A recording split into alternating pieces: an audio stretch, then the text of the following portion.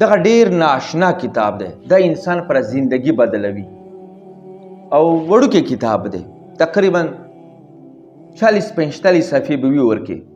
خو که دا چا پړاو کو صحیح طریقې سره نو الله رب العزت په د هغې زندگی بدله کړي.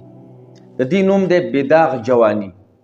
زه خو وایم چې هر یو نوجوان دپاره، هر یو ځوان دپاره ضروري دی چې دا کتاب دی واخلي او د دې مطالعه دی وکړي. انشاءالله د دغه کتاب مطالعې نه بعد به د هغې زندگی به الله رب العزت بدله کړي. ډېر ښایسته کتاب دی. ما چې کله پړاو کو ته یقین وساته چې ما زندگی بدله که.